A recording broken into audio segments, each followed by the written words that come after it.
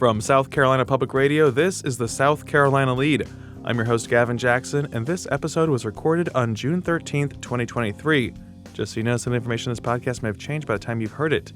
This episode features reaction from several South Carolinians on the indictment of former President Donald Trump. Senator Tim Scott rolls out 140 South Carolina endorsements and his South Carolina finance team before returning to Iowa. We look at what lawmakers will be taking up on Wednesday when they return to Columbia, and we have the latest inflation numbers as well.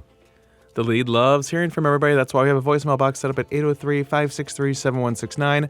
Give us a shout with your name, where you're calling from, and what's going on in your world. It is almost summertime, folks. It's June. The weather's nice. The living, I hope, is easy. Let us know. 803-563-7169.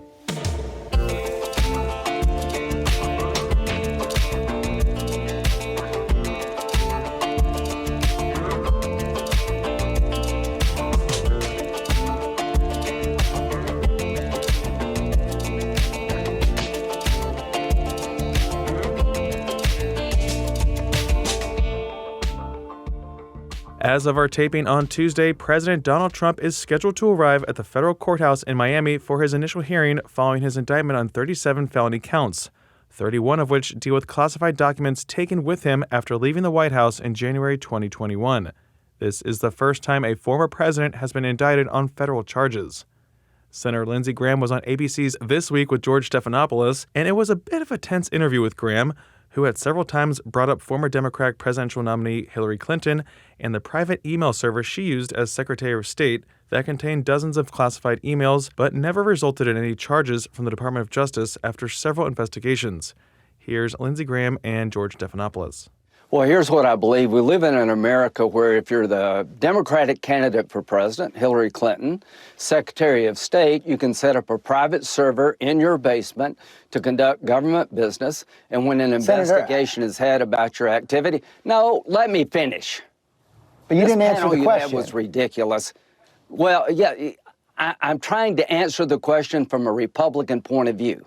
That may not be acceptable on this show. Yes, I don't like what President Trump did in certain aspects. I don't like that Joe Biden had classified information on the garage. I don't like that Mike Pence carelessly took classified information. I don't like any of that. But what I don't like is a system in America where the Secretary of State, who's a Democratic candidate for president, has people take a hammer to social media devices and break them apart, apply bleach bit to a hard drive to erase emails, allow classified information to get on a felon's computer, Anthony Weiner.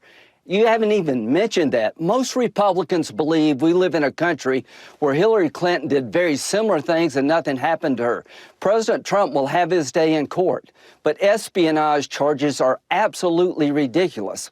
Whether you like Trump or not, he did not commit espionage. He did not disseminate, leak, or provide information to a foreign power or to a news organization to damage this country. He is not a spy. He's overcharged. Did he do things wrong? Yes, he may have. He will be tried about that, but Hillary Clinton wasn't. Your old boss committed perjury in a civil lawsuit, lost his law license, obstructed justice in a dozen ways, and he didn't get prosecuted. I know. And he was impeached. Well, Senator, he was impeached, but he wasn't prosecuted. You've made your point. But you also said something that I believe is not true based on what's in the indictment. You said that he did not disseminate any of this information. In fact, there's an audio tape in the indictment where he's talking about the secret information, saying he knows it's secret, knows it's not declassified. Okay, let's talk about that. I don't know what happened. I haven't heard the audio, but look at who's been charged under Espionage Act. Julian Assange, Edward Snowden, Chelsea Manning. People who turn over classified information to news organizations to hurt the country or provide it to a foreign power. That did not happen here. Donald Trump, you may hate his guts, but he is not a spy. He did not commit espionage. What he did is very similar, in my view, to what Hillary Clinton did. People in the Clinton case took a hammer to a BlackBerry and destroyed it. They wiped clean with bleach bit emails. They said they were all personal, but some of them actually were classified, and it wound up on Anthony Weiner's computer, and not a damn thing happened to her. Senator, first of all, she was fully investigated. They found the investigation found no intentional holding back. And again, that was Senator Lindsey Graham on ABC's This Week with George Stephanopoulos. But to add more context and clarity there, the Associated Press reports that of the roughly 30,000 emails turned over by Clinton's representatives, the FBI has said 110 emails and 52 email chains were found to have classified information, including some at the top secret level. After a roughly year-long inquiry, the FBI closed out the investigation in July 2016, finding that Clinton did not intend to break the law. The Bureau reopened the inquiry months later, 11 days before the presidential election, after discovering a new batch of emails. After reviewing those communications, the FBI again opted against recommending charges. Republican presidential candidate Nikki Haley, the former governor and U.S. UN ambassador, on Friday tweeted before the Trump indictment was unsealed that, quote, "This is not how justice should be pursued in our country. The American people are exhausted by the prosecutorial overreach, double standards, and vendetta politics. It's time to move beyond the endless drama and distractions," quote. But after the indictment was unsealed, she changed her tune on Sunday in a Fox News interview where she said Trump was reckless with national security in some of her toughest criticism of him yet. Take a listen. When I was at the UN, I saw that the president never got an ounce of credit or a moment's peace. I also had to deal with the Russiagate because that's what they were swirling around all the time, and we saw that that was not a fact.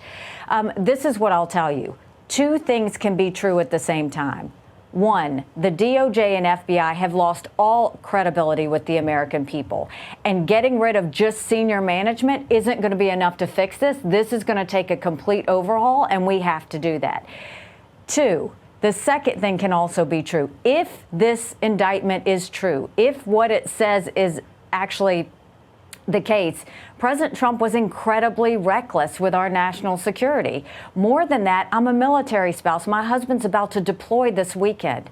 This puts all of our military men and women in danger if you are going to talk about what our military is capable of or how we would go about invading or doing something with one of our enemies. And if that's the case, it's reckless, it's frustrating, and it causes problems. And, we're looking now, this is the second indictment. We're looking at possibly a third indictment coming in with Georgia. My concern is not so much about how this plays out and what we do with it. My concern is about the direction of the country.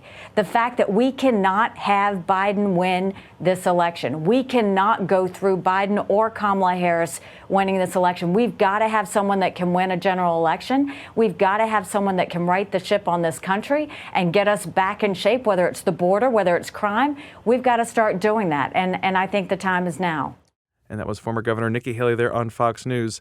And Republican presidential candidate Senator Tim Scott also weighed in on the former president's indictment on Fox News, talking with Harris Faulkner. Scott said he would purge the Justice Department.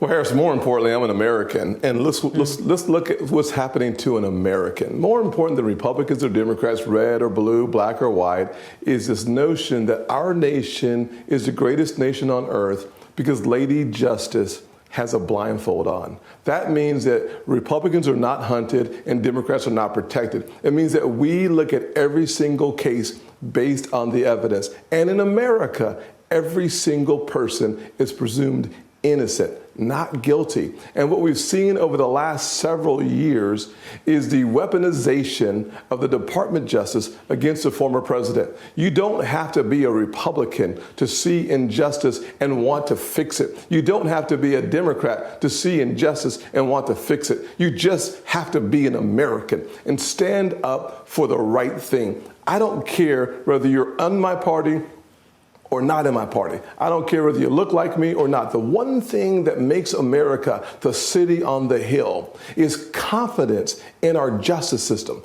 And today, what we see is a justice system where the scales are weighted. That seems to be the outcome of where we are today. As President of the United States, I would purge all of the injustices and impurities in our system so that every American can have confidence that they will be seen by the Lady of Justice with a blindfold on. That is what we need in this nation, not more politicizing of the issues. Scott also announced on Monday in Spartanburg that he received the endorsement of 140 current and former elected officials in the state, including Senate Majority Leader Shane Massey, who said in a statement, quote, South Carolina conservative leaders are flocking to Tim Scott's campaign for president because they've seen his affirmational life story up close. Tim Scott is the real deal. I know he is the authentic conservative leader we need in the White House right now, quote. 28 other state lawmakers jumped on the Scott train, as well as 18 mayors, Solicitor Scarlett Wilson, dozens of city and county councilmen, on down to school board members, and even a few county soil and water commissioners. The endorsements even span the Republican ideological spectrum and include far-right supporters like Greenwood Representative John McCravey to Senators Katrina Shealy and Penry Gustafson. House Ways and Means Committee Chairman Bruce Bannister and House Education Committee Chairwoman Shannon Erickson also endorsed Scott. Even former House Speaker Bobby Harrell, who in 2014 pleaded guilty to 6 counts of misusing campaign funds, was on the list of supporters. This move comes days after Florida Governor Ron DeSantis prominently featured close to a dozen state lawmakers at his 3 campaign stops across the state. While you might say, oh, well, these are just endorsements, big deal. The announcement helps provide a show of force for Scott and the ability to tap into a local leader's network of supporters who can then help mobilize folks to knock on doors and volunteer to help get voters out for the February 2024 primary.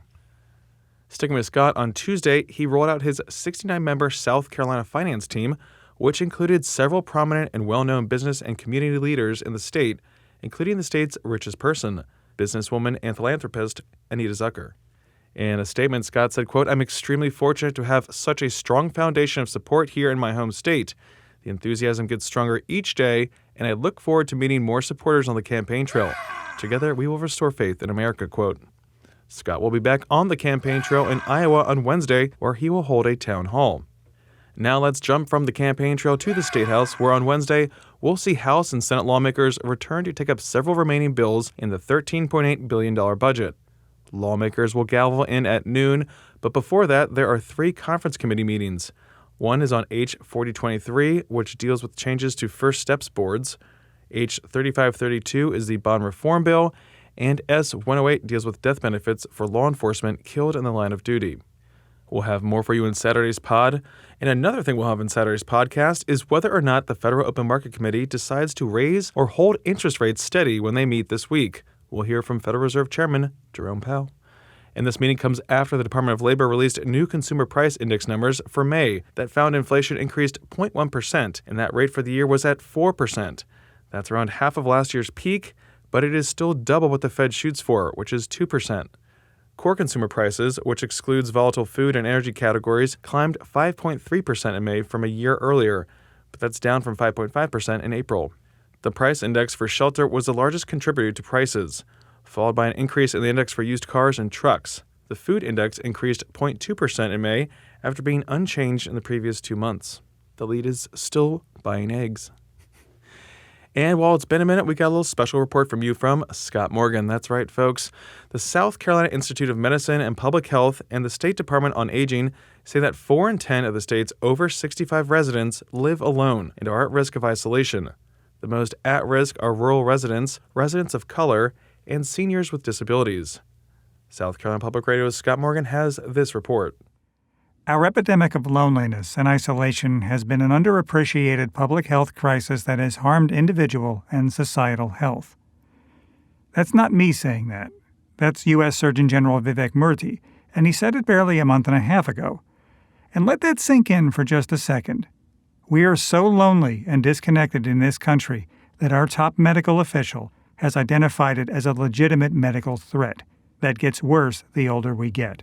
Consider like an older adult who lives alone. We've heard of instances where they're calling 911 because they are so lonely and they're seeking human interaction. Maya Pack is the executive director of the South Carolina Institute of Medicine and Public Health, which, along with the State Department of Aging, has put together a plan of action aimed at reaching South Carolina's most socially vulnerable residents, seniors. We know that about a quarter of older adults in our country are socially isolated. You know, traditionally when you're talking about health, we talk about nutrition and exercise and healthy habits, but the issue of social connection is not traditionally part of the conversation. To put it mildly, Social isolation is cancer to our mental health. You probably already knew that, though, given what we went through in the COVID pandemic.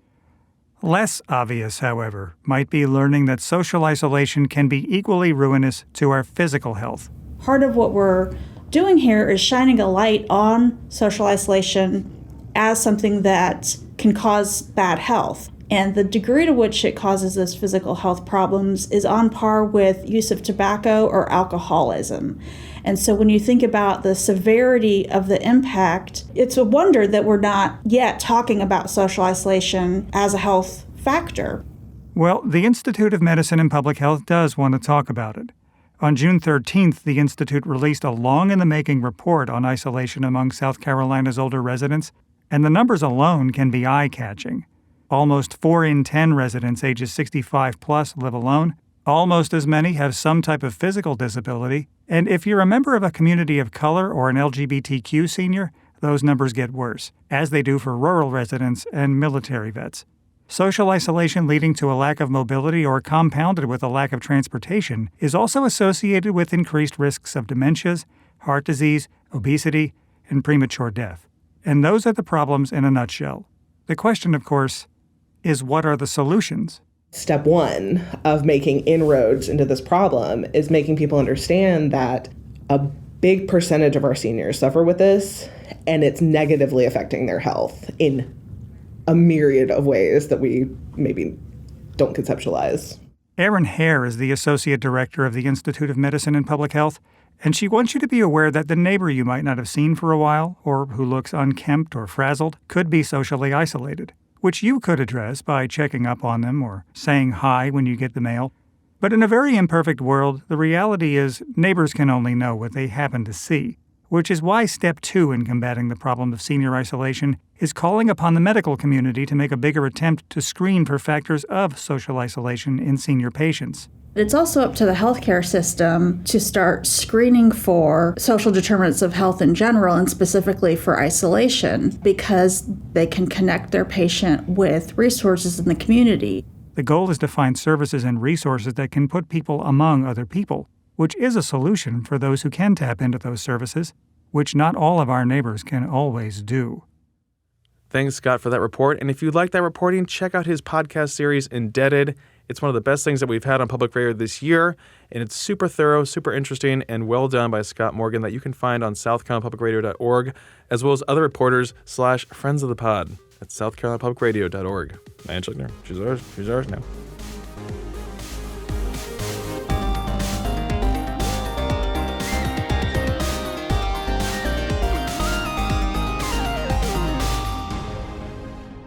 Welcome to the wind down section, our little break from the news. And folks, we are back in studio, and with me is A.T. Shire, the podcast producer.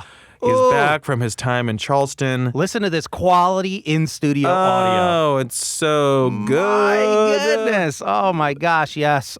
Thank you for having me back in the studio. Thank you for allowing me. It's great to be back in Columbia. Yeah. 3.5 weeks in Charleston is just Columbia. It's too much for this Columbia guy. Yeah. Okay, I gotta say. We always talk about that, right? Like when I go down and visit my parents and I come back, I'm like, I just like coming back. I like to visit Charleston, Yes. but like, I like to be able to you were leave. there, 4 weeks plus, like, okay, Yeah. like that's a lot. Like It's I a get lot. tired of it. I want to get home.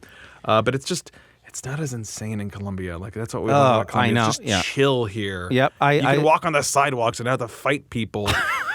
It was crazy this time. I saw, normally every year in Charleston, when you're driving around, you see someone going at least one time the wrong way on a one-way. Oh, no. You know, like it happens. Mm-hmm. This year, I saw it 6 to 8 times. It was just too much for me. And the tourists, there were just so many tourists crossing when you shouldn't cross. I saw it too. Like I was briefly walking on King Street. I'm like, it says don't walk. Don't go. You're gonna get hit. I used to think if I ever hit someone, we do endorse not walk. Don't walk. It would be on Blossom Street here in Columbia. Yes. Oh, I'm terrified of Blossom. I drive every day. During the semester, right? Yes. Now I'm sure it will be during Spoleto when the mobs come, and I do think it's hilarious when all the cruise people. The boat, the deep honks, bong, and the boat calls them, "Come to me, my people." Anyway, Gavin, we're not here to talk about me right now. Okay? I've never been down there. I've seen the I call it the fishtail. I don't say whale tail because that's something different. Mm-hmm. But you can see it when you take the James Allen connector back over. I'm like, oh, and Dad and Colleen are always like, they're down. They're down there, like they're there. It's 5:30. You get these deep, deep honks, and they all just stop and they go back. They've been reactivated. Yes, it's crazy. Anyway, Gavin, we have some calls. I did a light shaming in the last episode. Very light shaming. That was a little bit successful. Not the best shaming. I got to say, it was pretty. Some people say it was the best. Anyway, Gavin, we got a call from a great friend of the pod. Are you ready? Yes, love it. Here we go. Hey, y'all. This is Baby's mama calling again. I am free from school, at least from, teaching school, high school. This entire week, I am driving from North Augusta up to USC in Columbia for a free grad course that is put on by the folks at Enlighten SC. Essentially, we're learning about economics, energy, and the environment. We're going to get to go tour a couple of power stations. It's a really interesting grad course, and it's free, which is important when you are a teacher with limited funds. My husband, who would apparently like to be called Baby's daddy, is taking care of the babies this week, taking our son to his camp and taking our baby girl all day, every day. So shout out to him for taking care of the family. I am looking forward to next week when I will not be doing this, but I will then be starting to teach at a local tech school. So busy summer, not a long summer. Looking forward to some rest though. Thanks for all that y'all have been reporting on me. I hope that you get to come back very soon and rest. AT, because it sounds like you have had a heck of a time. And, I hope y'all are doing well. Bye. Baby's mama, thank you for calling. Love that you're briefly free from the confines of teaching. I guess before you go teach again. But love that you're getting some good continuing education in there. Very cool course, it sounds like. Kind of want to take it myself. Baby's daddy, we salute you as well. Teamwork makes the family work. And again, I will agree that summer is never longer enough. I'm trying to figure out when I'm going to take vacation. I have to take a vacation. Everyone knows. I'll get crazy if I don't take a vacation. Gavin knows he hates it. We all know he hates to leave. It's the hardest when I have to go on vacation. He hates it. You're going to Maine. I am going to Maine. Summer. Yes, all my family lives in Maine. I go to Maine. I always talk about, Gavin says, you can sit on the beach and read. I said, yes, the gorgeous beach, a.k.a. rocks next to water that's too cold that you can't go in it, you know? Oh, it sounds relaxing. You dip your feet in it and your feet ache. I like to lay on the rocks. I love to lay on the rocks. I love that when the sun dips below the horizon, the bugs come out. I think I'm going to be there for 6 days. Okay. I'm aiming to eat 9 lobster rolls. Yes. You always do like a solid tour of lobster rolls. Yes. I have my spots. I have to hit Joshy's. Two mega lobster rolls for $18. What did you have at 167? We were going to have dinner last Friday night in Charleston. 167 I ran raw. out of time. Yes. We got to at least see each other at drinks around the corner from the bar. Tried to use Jay Jackson, father of this podcast, his reservation because the man has a strong one. This was and tough. It was a solid 2 hours. I was like, that's not supposed to be the case. It was tough. But you got to go. I got to go. Because I had to go off to a wedding party. But yeah. My friend Chris, he came with me. I got the tuna burger. Yes, I'm your big. favorite. You're big on that one. Big into the tuna burger at 167 Raw. I think it is one of the better things in Charleston. That restaurant is, yes, the best, one of my favorites. Yeah, it's a little too popular for me now, and it sort of bothers me. Okay, where it's so popular that I'm like, it has to slip, and then I go. And it's still just as good. They keep it tight. It's like a steel rod. Yeah. You know what I mean? And so I am impressed by that. And it is very, very good. But I got to say, our yearly end of Spoleto meal, we drive off and go to Obstinate Daughter out on, I think it's Sullivan's or something like that. That place is amazing. I can't vouch for Obstinate Daughter enough. I got to say, Chez Nous in Charleston. Yeah, you and Keelan, right? Chez Nous. You got to eat at Chez Nu. It's a tough reservation to get, but it's also a place where even if I don't like a certain kind of food, if they put it in front of me, I will eat it.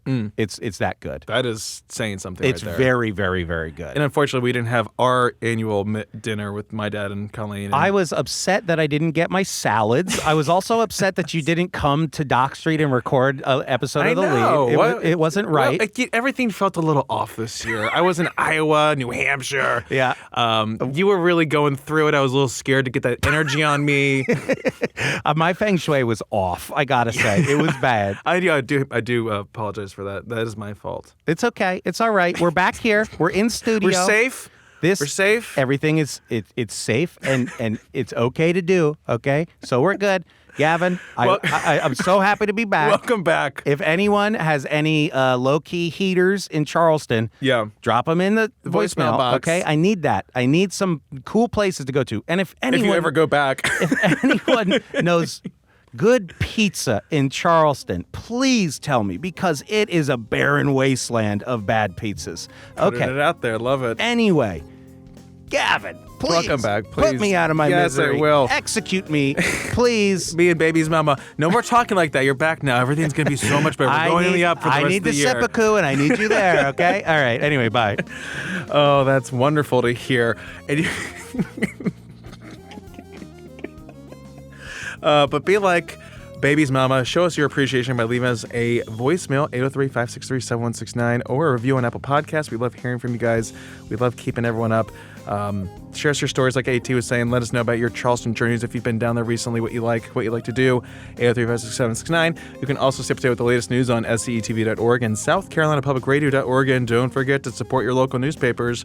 For the South Carolina Lead, I'm Gavin Jackson. Be well, South Carolina. Tractor trailers.